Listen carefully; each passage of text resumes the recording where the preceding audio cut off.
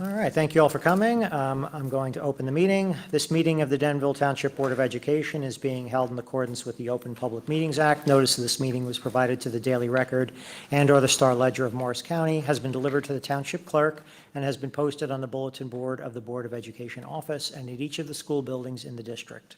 Roll call, please. Mr. Anderson, Mrs. Sedalis, Here. Dr. Arunaditasan, Dr. Moore, Here. Mr. Kim, Here. Mr. Cass, Mr. Capello. Here, and Mr. Anderson should be joining us momentarily. He was running a little bit behind. We do not have need for an executive session at this time, so we'll move to the Pledge of Allegiance.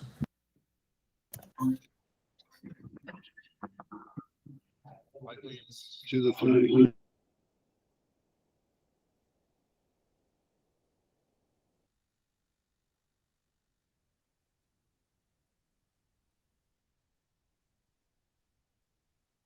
Okay, thank you. So we do have a special presentation tonight from Dr. Forte. This is our full year 2022-2023 HIB SSDS data. Are you ready now? Okay, I'll take it away.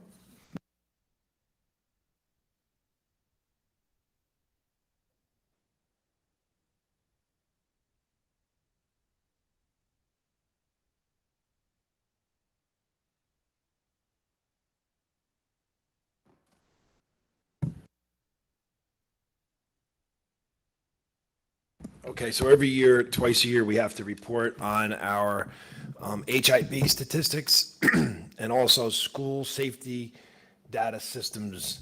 That's what SDS stands for, which is different types of infractions that can happen.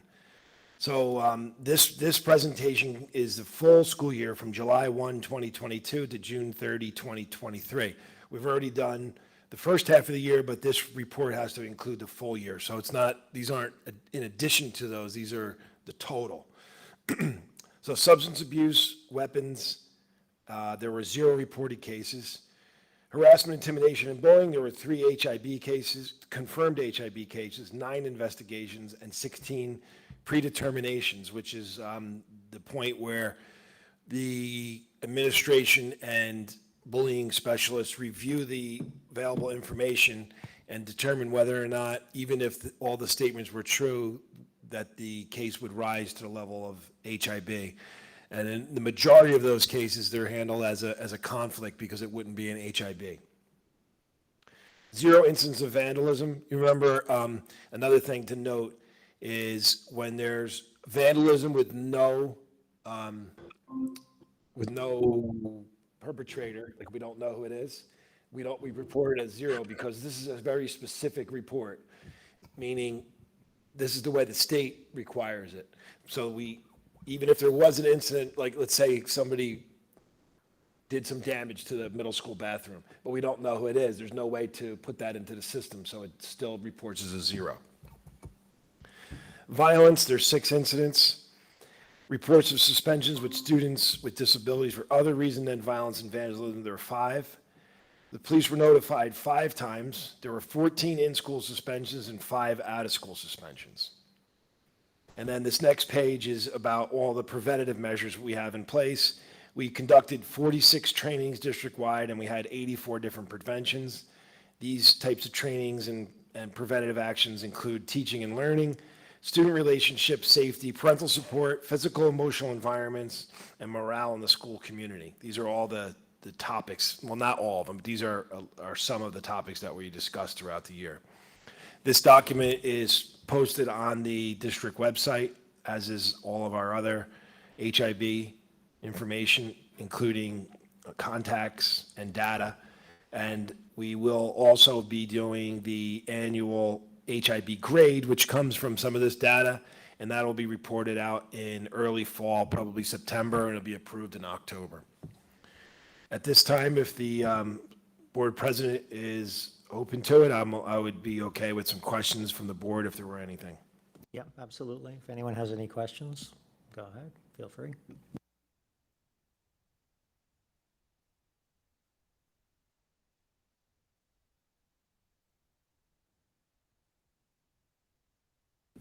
Steve, actually, I had one quick one on the staff trainings. Who are they, those trainings and programs, who are they generally done by? Like, I mean, are we using outside, are we inside? Like, how do they work? There's a lot of different things. First of all, there's mandatory training. Some of that's done virtually.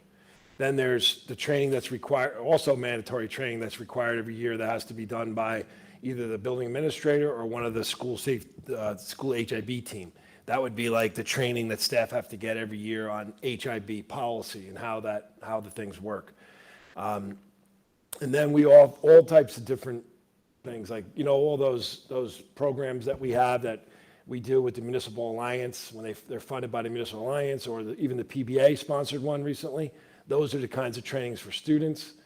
Then there's even just like a meeting, say. It could be a meeting, or the morning meetings in the middle school, for example. If the topic is on bullying, that would count as one of the trainings. So it's a multitude of different things.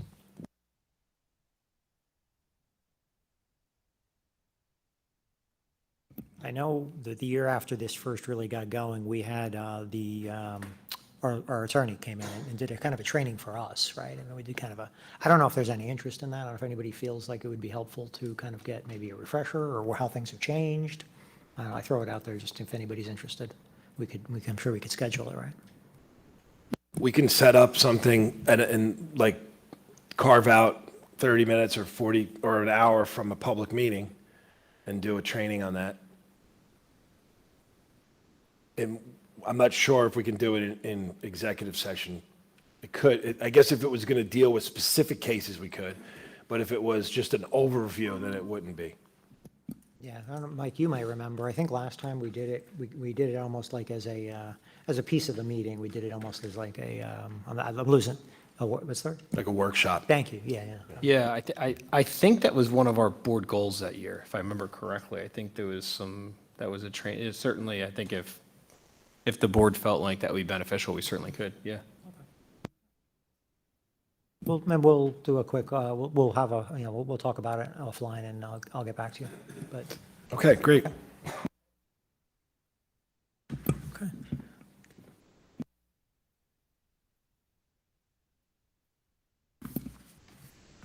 All right, if there are no other questions, Steve, are you ready to also do superintendent comments? Or do you have any, I guess? Yep, I'm ready. Okay. The pre-K expansion, we talked about this in both committees, where we decided not to pursue the funding. There's several reasons. One is there's 4 tiers of what's the word? I guess need in the state's eyes, like level 1, level 2, level 3, level 4. We're level 4. So all the level 1s have to be funded, all the level 2s have to be funded, all the level 3s have to be funded, and then whatever's left goes to the level 4. So that's one issue. The other issue, they're only giving us about 5 weeks to get this whole thing planned and ready to go. And there's just really not enough time to do it all. I mean, it's a fairly large amount of work, and we don't have like a pre-K department like some schools, they have a whole division on preschool. So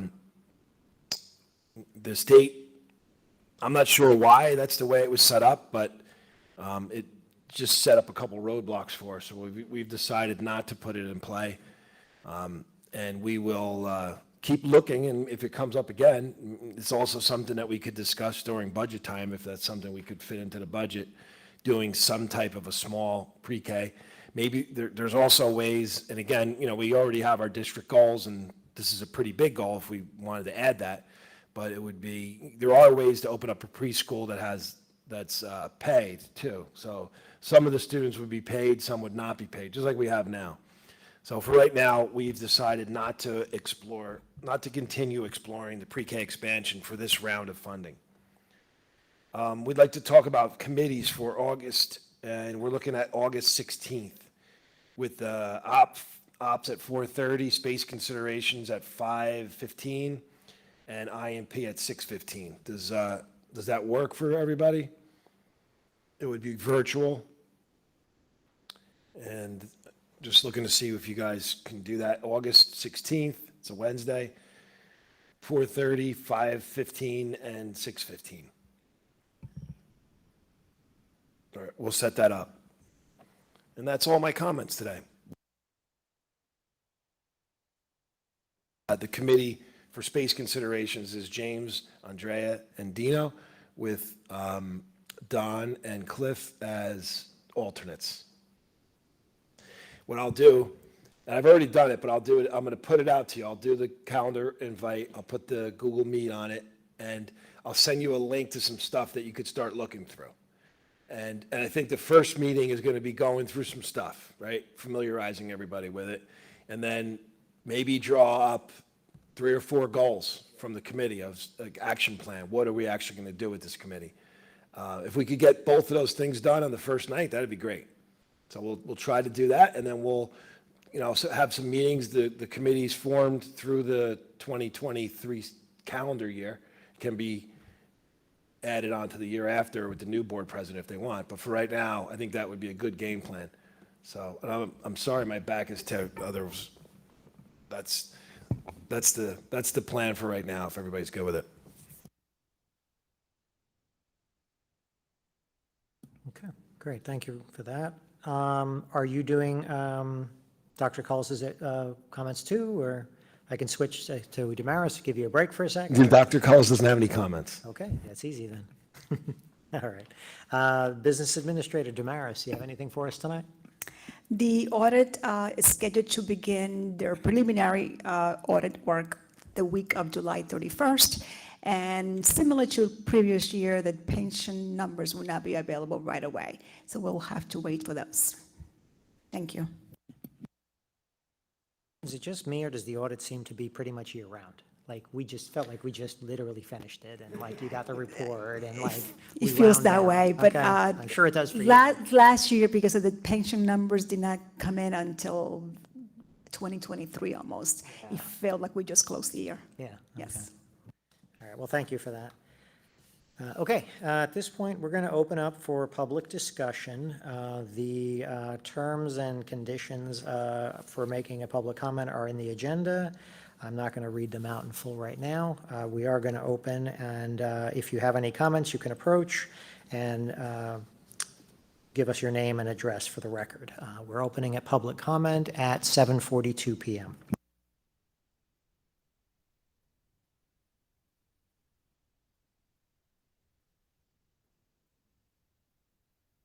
There's no one extra on the virtual. All right, and seeing nobody in the chamber, we'll give it a few more seconds in case somebody comes running in. All right, I'm going to close the first public comment at 7:43 p.m.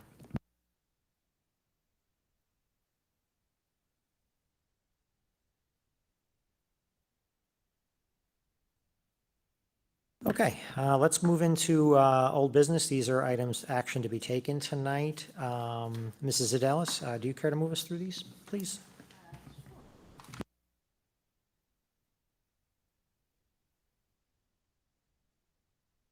I move the following resolutions be recommended for approval. A, resolve that the June 2023 Treasurer of School Monies and the Board Secretary reports be approved. B, education reports, the student enrollment for June 2023, report of health office June 2023, and the full year of the HIB SSDS data that we just heard. And C, the minutes for June 12th and June 26th. Second. Okay, thank you very much. Comments or questions on any of these items? I apologize for missing the June 26th meeting, and I want to thank Don for the 20 resolutions from that last meeting. So, thank you.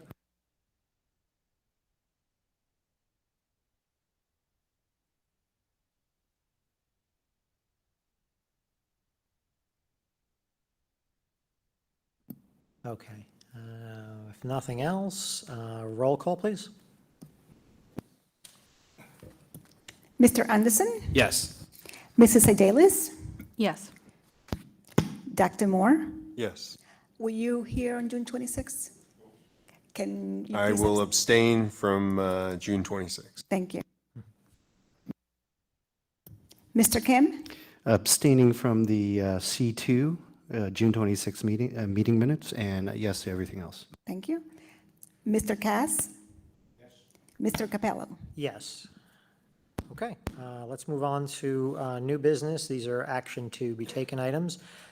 Personnel, I'll ask Dr. Moore if you would move us through these items, please. Sure. I'd like to move for approval, the following resolutions under personnel. Under number 1, there's several new hires. There are several positions for ESY DALA Summer 2023 program. Several positions for ABA collaborative time during the summer of 2023. And several positions for mandated child study team evaluations, instructional aid for book audit, several resignations, and there's an addendum here for a new hire, summer tutoring, and 2 positions for child study team evaluations. That's under item number 1. Item number 2 is the DEA sidebar agreement for employee 1564. Number 3 is a sidebar agreement for employee 1489. And number 4 is the DEA sidebar agreement for employee 845. Second. Thank you, Dr. Moore. Thank you, Mr. Kim.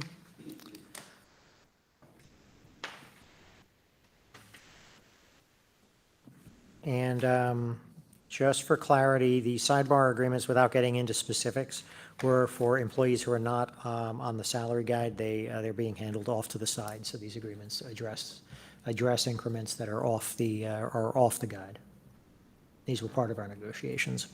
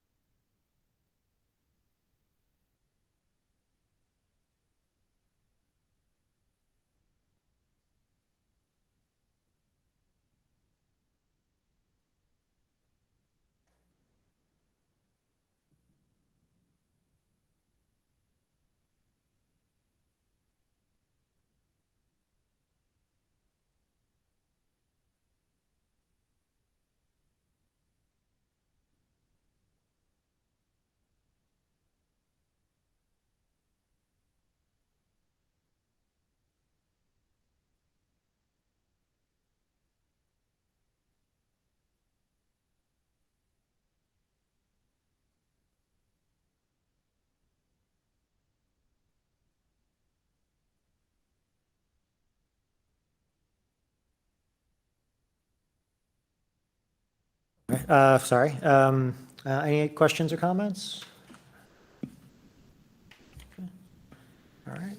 If not, roll call, please. Mr. Anderson, Yes. Mrs. Seidelis, Yes. Dr. Moore, Yes. Mr. Kim, Yes. Mr. Cass, Mr. Capello. Yes. Mr. Cabell, if I may follow up with a question. It won't change my vote. I just thought of it as I was voting. Will this sidebar be every year, or will it be resolved after this year? Can I answer that? Please, yeah. 2 of the sidebar will be every year for the next 4 years. 1 would end next year. Great, thank you. Sure. But I think it won't have to be back on the agenda, right? Because it's a 3-year agreement, that sidebar, correct? We will be approving it every year on a yearly basis because the salary would change. Okay, because it does list their salary for the next 3 years in that True. first year sidebar. Okay, I thought it was going to be one agreement and it's effective for 3 years, but that's fine either way. We can change the resolution if everybody's okay to adjust for the 4 years, but on the resolution, I just put in for the 23-24 school year. Well, the other thing is, we also have, every year, the board approves everyone's salary, so I think it should be okay, right? Because next year, their salaries will be in there.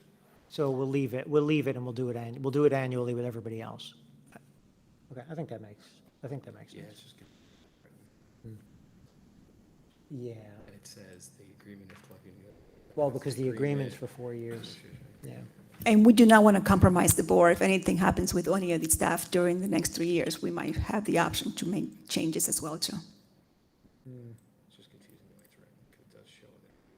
but then it says here. Right, it's this. Okay, doesn't matter. Okay. All right. Okay, I think we're good.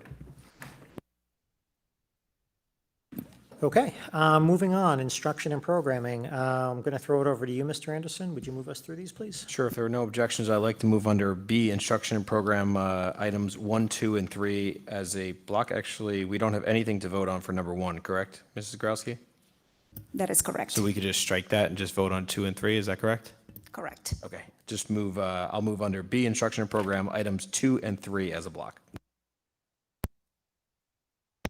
Okay, thank you, Mr. Anderson. Thank you, Mr. Cass.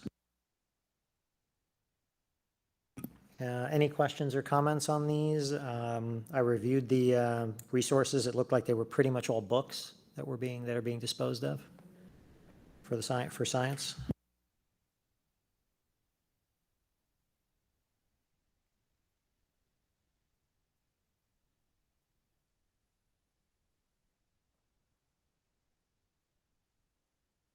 Okay, if nothing else, roll call, please. Mr. Anderson, Yes. Mrs. Sedalis, Yes. Dr. Moore, Yes. Mr. Kim, Yes. Mr. Cass, Mr. Capello. Yes. Okay, policy revisions. Since you weren't here last time, Mr. Kim, but you're getting off easy, there's only one. I'm going to ask you to move policy revisions, please. Sure, I'd be happy to. I'd like to make a motion to approve tonight under C, policy revisions, policy number P2419, school threat assessment teams for first reading. Second? Mr. Anderson beat you, Mr. Cass, by a hair.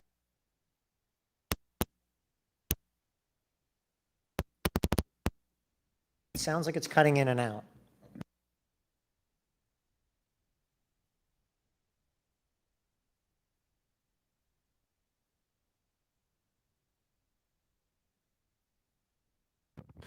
I actually do have a quick question about the policy.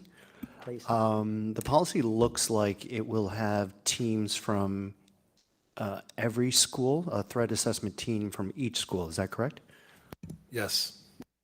Are there going to be like meetings that incorporate all the teams together to make sure that they're all on the same page and communication between teams from all three schools? Yes, there will. And it seems like this is mandated by the state then as well. It's mandated by the state, and it was told to us that the state has not given guidelines, so the policy company wrote them as the way they feel they're going to be, but they're expecting there to be some updates to it during the school year. And also, pretty much almost all the stuff that's in the policy, we already do. I was just going to ask that question. I mean, this sounds like we were already doing it anyway, so it's just now it's a more formalized process. Yes, and Mr. Scala, the school safety specialist, is going to really spearhead this along with Mrs. Johnson. Great, thank you.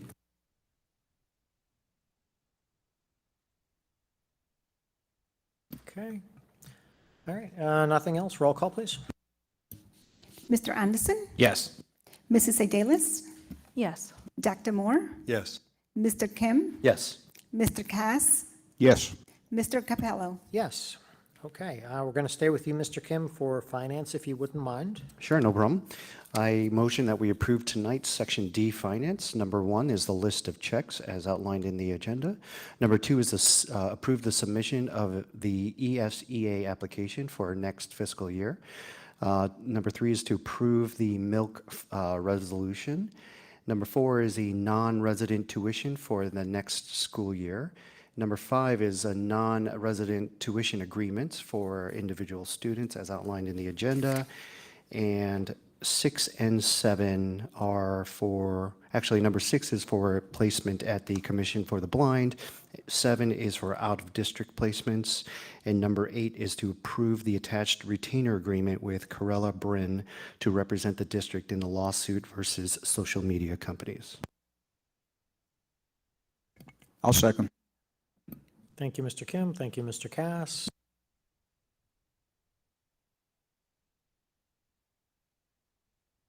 So the social media lawsuit, that's like a class action lawsuit, right? Do we have any idea, like, what kind of money we're supposed to be?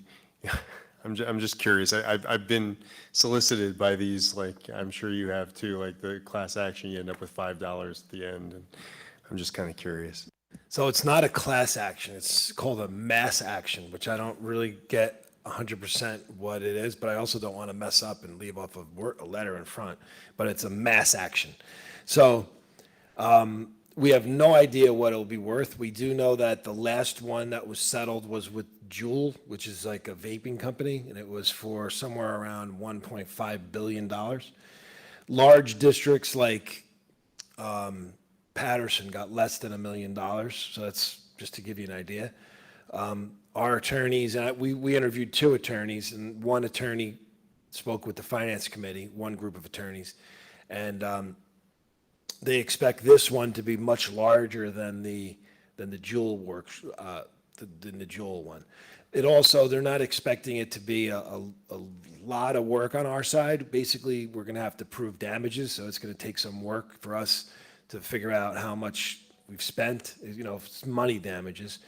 And it seems like, there's several other districts, using the same attorney that uses our district attorney, Matt Giacobbe. So, I don't know, we'll see how it goes, but he can't give us an idea, but they don't get paid anything unless they win. And if they win, they get 25%. And I think if I'm not mistaken, the difference between class action and mass action is that each one is an individual lawsuit, right? So our lawsuit is one lawsuit, where class action is one huge lawsuit and you just join the class. Yeah, I agree. Each I have one no is idea separate. why they're different for this situation versus others, but just. So Steve, as far from a risk, not risk, I should say, but cost perspective, it's really just our time to pull the documents, to provide anything, to sit with the attorneys. But besides for that, which I'm not downplaying that cost, but there's no direct cost, obviously. Like you said, the attorney doesn't charge anything unless, well, they get whatever, they get a percentage of whatever the amount we would get if we were to win that suit, correct? That's correct. And I spoke with the superintendent of a local district who was in the Juul lawsuit, and he said the cumulative amount of time was about 8 hours for all the staff to put things together. And for that, they got around $25,000. That was from the other lawsuit. So I don't really know where it's going to go for us. But there's no outlay for us, and it'll just be a matter of some time on our side. Steve, when you spoke with that superintendent from Patterson, I believe you said, No, I didn't speak to the Patterson superintendent. That was an example one of the attorneys gave us. okay, so the counterpart that you spoke with who got 25,000, did they mention that, did the state ever come in and say, hey, because you got this 25,000, you're not going to be eligible for other types of grants or funds or something like that? No, nothing like that. Okay. That was a question I asked the lawyers during our finance committee meeting, is that if the district was awarded a certain amount of sum, would the state somehow say, well, okay, you're part of this, so you won't be eligible for something else? And wearing a pessimistic hat, I just was worried about that, so. Would those funds then need to be allocated towards social media or for, something geared towards helping the students that were then hurt by the lawsuit? That's the purpose of the funds, isn't it? So we should, you know what, let's talk about the rest of this in executive. It's a lawsuit, so when we go into executive at the end, I'll answer some more detailed questions about it.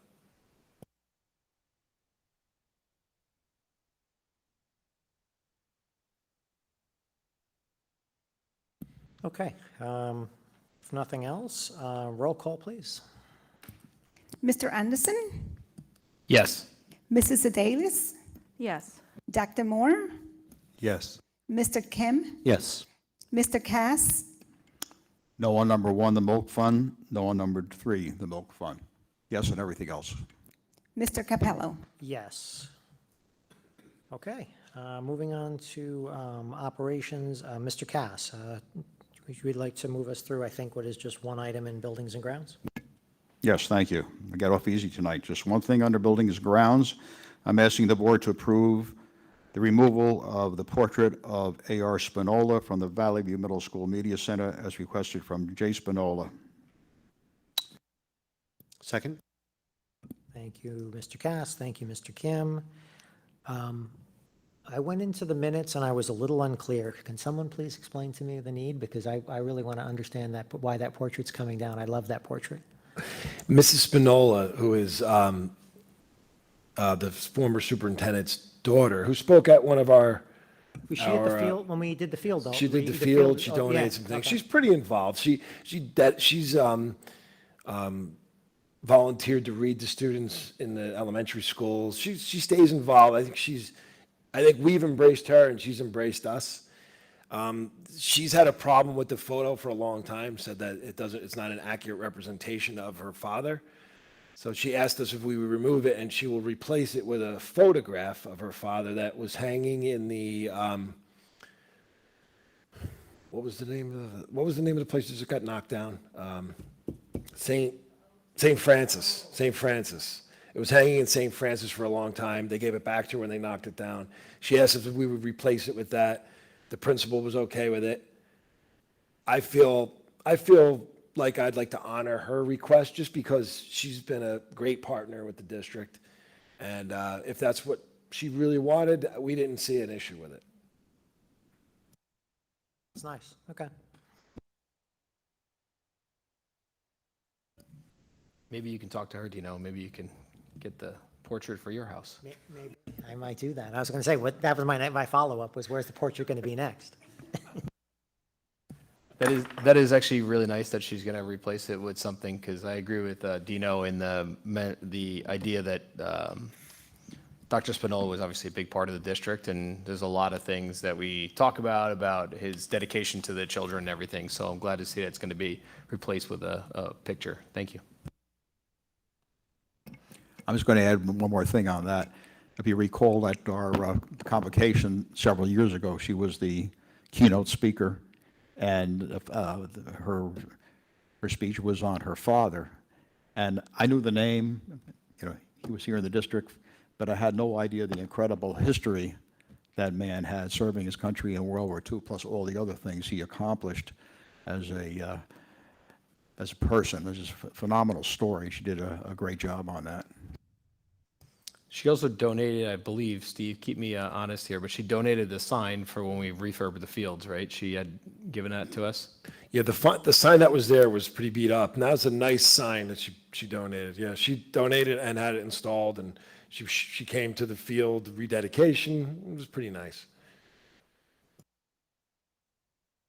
Then, without further delay, let's go ahead and vote on this. Roll call, please. Yeah, there was, I thought it was Don and James. Okay. Yeah. Thanks, sorry. No, it's okay. I'm sorry, Damaris, you go ahead when you're ready. Mr. Anderson, Yes. Mrs. Adelis, Yes. Dr. Moore, Yes. Mr. Kim, Yes. Mr. Cass, Yes. Mr. Capello. Yes. Okay, we are up to good of the cause. I forgot something in my comments, so I'm just going to take a second to do that. All right.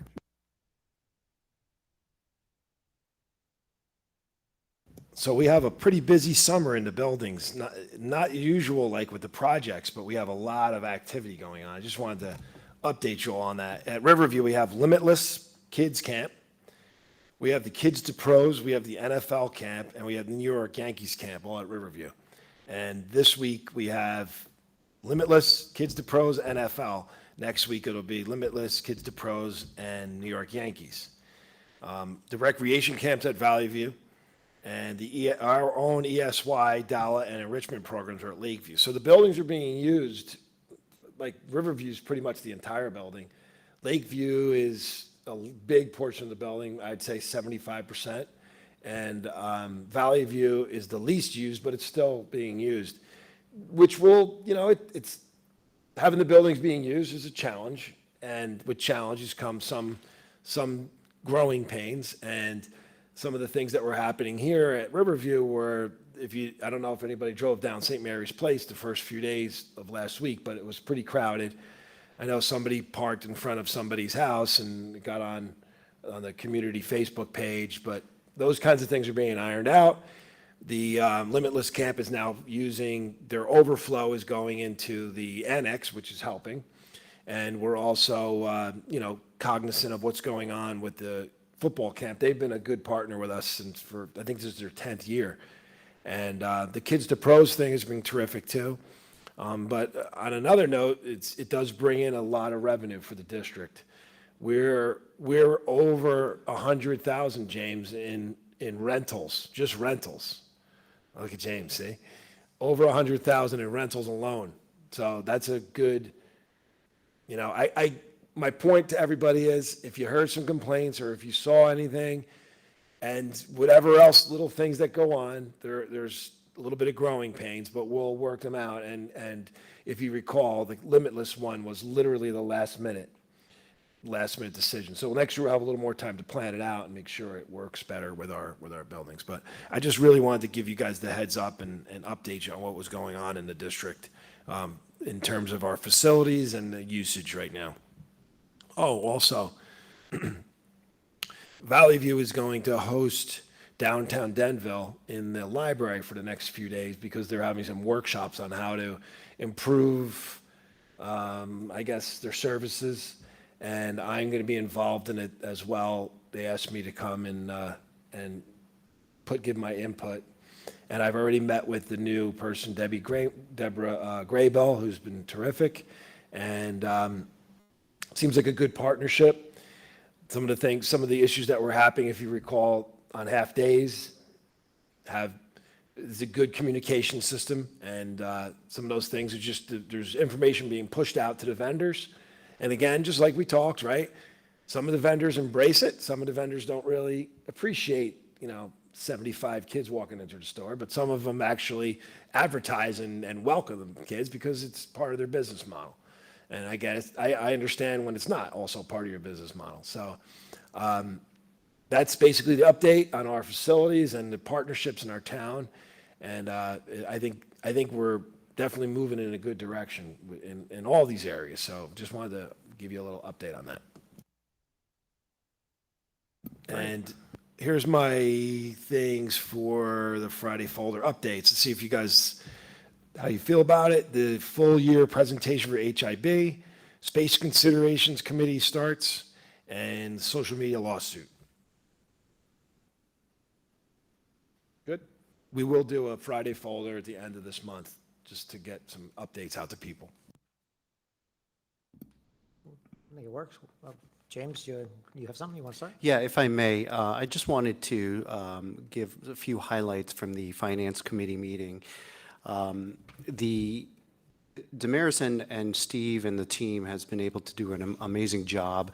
One of the examples is the liability insurance. Damaris, in her never-ending effort to save the district money, has found another $30,000 of savings by switching liability insurances. There was also a comment about E-rate refunds, which is going to bring the district, it looks like $162,442 of savings or refunds or grants, or I don't know how to describe that, but it was mentioned during the meeting. And if anyone follows my budget to actual figures, this year is, I think, going to be I'll use a corporate term, the leanest that the district might have seen through my tenure here, where capital reserves will see close to $1 million being returned to reserves, but that's just simply over budgeting, and finding, cheaper, contractors for some of our bigger maintenance or capital projects. So that's a savings in itself, where it's exactly $168,000, it seems like. So it's almost like $1 million being returned to capital reserves. But the amount of surplus or the amount of reserves that is going to be from over budgeting on an operating side is below 300,000. I think that's the lowest I've ever seen it. So I want to, just reiterate my thanks and, just appreciation to the administration for all their hard work. I know that this year was a really nerve-wracking year, but the numbers are showing all the hard work that everyone's doing, so thank you. I had one quick question on the agenda. Was the conversation about the roof at Valley View, that section that is not in good shape. I'm sorry, Riverview. It's one section when we're asking the county BA to classify as an emergency. I was just wondering, it says pending response. Any response, or we're still waiting? So we've put it out for quotes to all the people in the co-op, and then nobody's bid on it. We have a local roofer who does our roofs basically like on an emergency basis. Does a great job. We call him the roof whisperer. He gets things to stop leaking that somehow been leaking for years. But he's not one of the co-op ones. So this has been dragging out now for a long time. It's causing issues, and we need to get it straightened out. So basically, today we talked to the architect, we talked to the contractor. We should have a final quote on it today. There's drawings, there's plans on what to do. And then what Damaris will do is, she already sent pictures of it and sent the report. She says that in the quote, and then see if we'll get emergency so we can hire this vendor to get started right away. It seems like there's a lot of money out there, and the main roofers are just too busy to bid on anything right now. So it's been an issue now for over a year, and we really don't want to wait much longer on this. So, we definitely don't want to hit the winter where we have to wait another year to get it done. And what do we think the cost is? What are we asking them for emergency approval for? What do we think the rough cost is going to be? We don't have it yet. Okay, I mean, can Under you give us any- 100,000 is what we're expecting. Okay, just a walking around number, okay.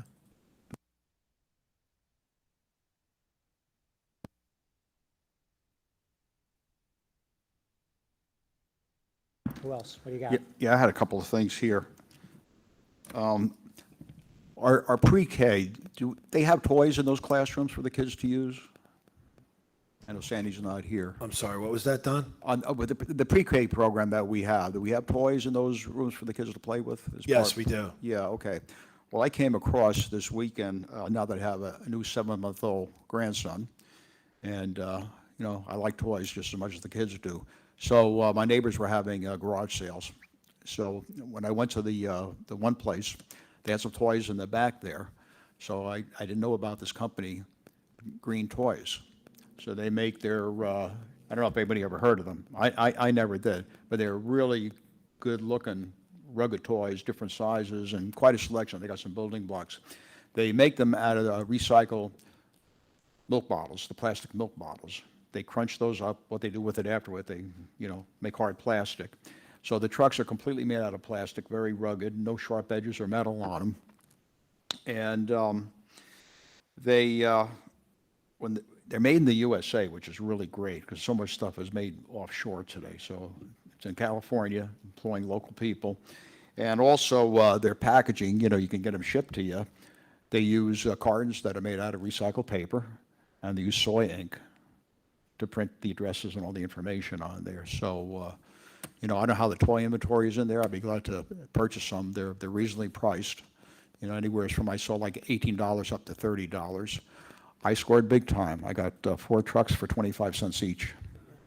So if I bought them retail, it would have been around $82. So they look like a great buy, and it's and they're old-fashioned toys. There's no lights or batteries or press buttons for sounds. The kids make the sounds themselves. Don, I'll look into it. Thanks for bringing it up. It's called Green Toys. Yeah, greentoys.com.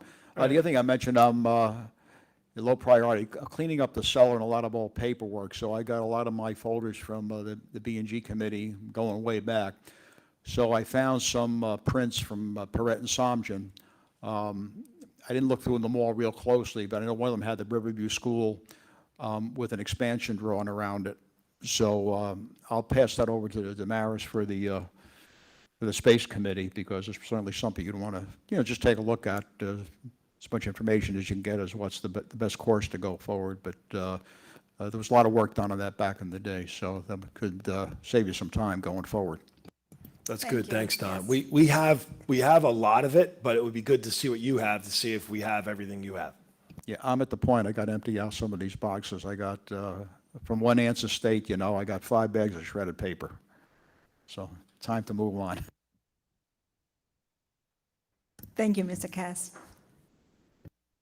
Thanks, Don. Mike, I think. Yeah, just one quick comment. I'm not on the space committee, but I would encourage the committee, and Steve, maybe this is something you can do prior to the first committee meeting. We obviously all see developments, two in particular, going up very quickly. There are a bunch more that are moving pretty quickly, and some of them include a significant amount of 4-bedroom units, which is really scary. Like 94-bedroom units, something Are like these that. ones I don't know about? Like, No, it's up on the hill on Esteling. Oh, yeah, But the yeah. amount of 4 bedrooms is astronomical. I think it's like 90 of them are going to be 4-bedroom or something. It's or 3 or 4-bedroom, or 3-bedroom with it says right in the ordinance or in the settlement that they can be converted to a 4th bedroom by finishing a basement or a rec room or something. So just that one was not listed on the presentation from our demographer most recently in 2022. So we may just have to revisit them, because when I went back through that presentation recently also, like the forges, the student yield out of there was shocking to me, because I'd almost like to look back and see what that yield has been over the years, because I think that's significantly gone up. I feel like we never really talked about that development being a big yield until this most recent. And he even calls it out in his presentation that the yield is like 0.53, which like Berkshire Hills is 0.13, right? So it's a significant difference.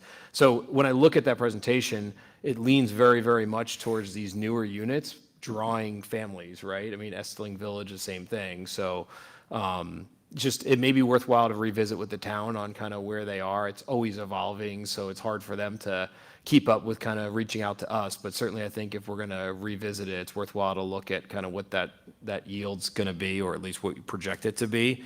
Because like I said, the 3 and 4 bedroom ones, there's a few of them that are pretty significant, so. I updated this, I would say June 20th approximately. And since June 20th, in that 1 month, there's a lot of movement on the Essling Lake one. And I don't know if that's not the name of it, whatever it is. It's the Yeah, one it's by the Lennar. Lennar is Lennar the one, right? builder, so they, Thermont. yes, right? yes. And then There's the like one, 14, that's the other problem too, there's like 14 names for all these different ones, so it's hard to keep track of what they are. But it's Lennar is what the town listed as, because I think that's the developer, right? and then the one on Franklin, it's like popped up, right? There was a little bit of groundwork done, and then all of a sudden I like mean, the roofs are up. stuff's up. Yeah, So- yeah, it's going quick. So yeah, we'll cover all that. And the one behind Knowles is That's ready. done. Yeah. So, yeah, it's definitely moving very fast on where they're moving. Some of the ones we talked about before are not moving fast, right? Like Redmond Press hasn't moved, and Glenmont hasn't moved. But unfortunately, the ones that are moving are the bigger ones. That's the problem. And I agree with you that Estling one at Thermont, that is now at planning board stage. So that is final steps before pulling permits, pretty much. So assuming they want to move forward, right? We can't guarantee that, but yeah, they're moving pretty quick on some of these.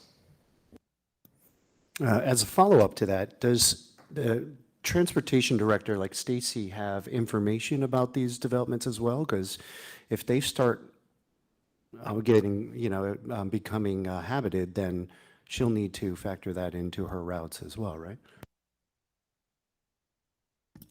She's aware of the development, but we have not really taken all those numbers into consideration yet.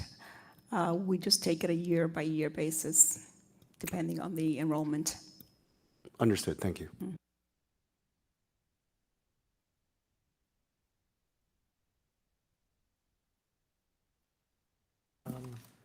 I have one question, Steve, and I don't know if I think you may know the answer, but I'll ask it.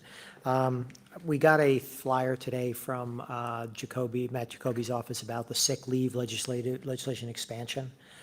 I know, and he said it, and I read it in online, is that it does not apply to existing negotiated agreements.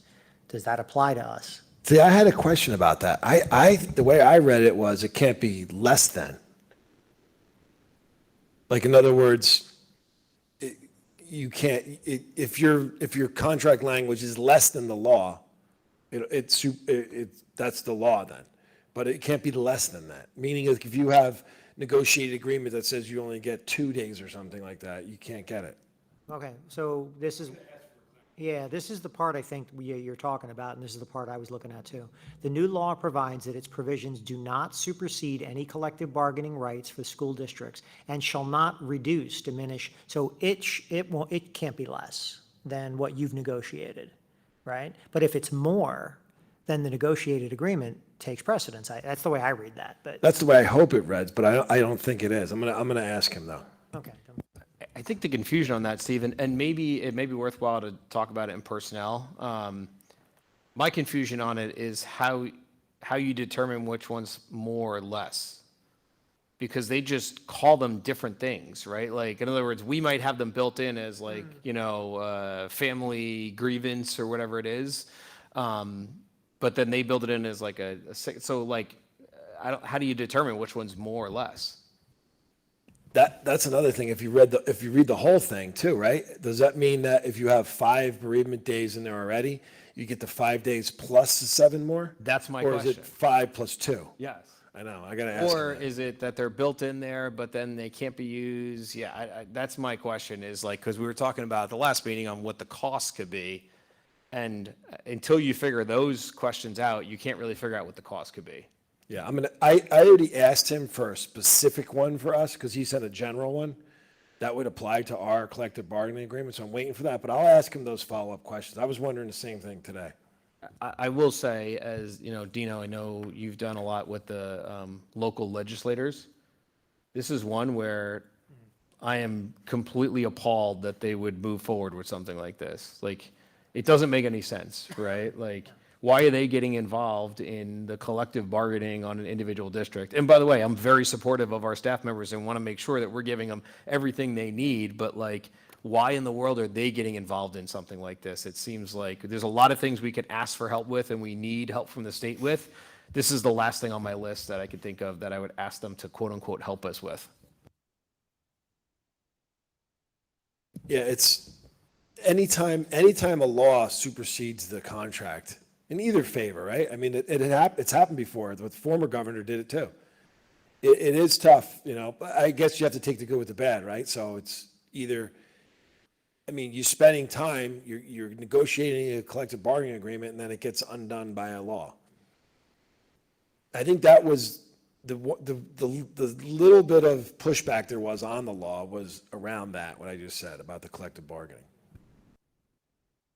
All right, yeah, if you can get clarification on that, and then, yeah, if personnel wants to discuss it in some detail, it would be helpful. What's interesting about it is it could increase, but it can't decrease, right? In other words, like, I would have been okay if that legislation said you can't give more than, but they don't say that, right? They say you have to give this, right? But, so it doesn't really benefit us to any extent outside of potentially if it's a double dipper, or we end up paying extra for subs and everything else, so. I mean, if you do the right thing by your people, you shouldn't have to have rules like these. Yeah, I agree. And we've been in meetings, right, in executive session where we've made some concessions and done things like that to help individuals.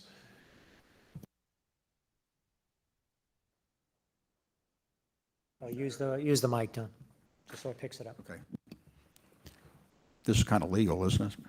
Executive session. Well, anyhow, I did write our legislatures. I got a response from one of them, and it talked about the teacher side of just not having enough time. And I've seen this on the corporate level too, where you have to take some vacation days because you have a sick kid or you run out of sick time and you're sick. So that was where they were coming from. So there was a disagreement with one of the infrequent disagreements they have with me when I give them my nickel's worth. So, but one thing I had in the corporate world that I put in place in some of the places I worked was the bank of time. I know we just negotiated a contract, but everybody got a block of time off based on their longevity, and they could use it for whatever they wanted to. like used for personal days, sick days, vacation days, and it was gone. That was it. And depending where we were, you could carry over 3 to 5 days, and they were not accumulative. You had to use it or lose it. So, but that seemed to work out pretty well, where people could manage their own time off rather than having it specified for them.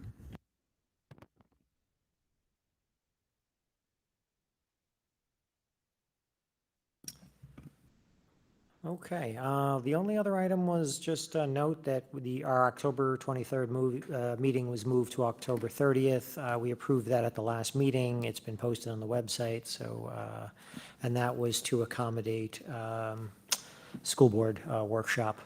So thank you for taking care of that, and Damaris, and posting the change. We don't have anything else, we're going to move on. We're going to move to our section, public comment of the evening. Same rules apply that were in the agenda before. If you have any comments, you can approach in the chamber and announce your name and address for the record. I'm going to open up public comment at 8:26 p.m.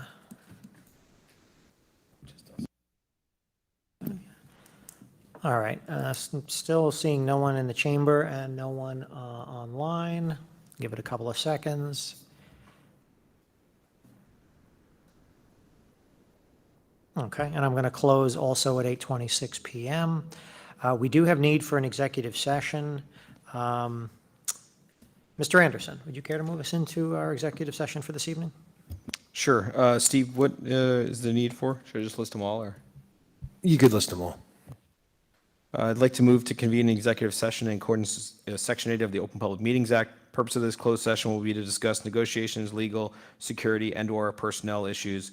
Minutes of the session will be made available to the public when the need for confidentiality no longer exists. Second. Thank you, Mr. Anderson. Thank you, Mr. Kim. All in favor? Aye. Aye. Any opposed? Any abstentions? We are going into executive 8:27 p.m., and we do not anticipate voting afterwards. Thank you, everyone, for coming.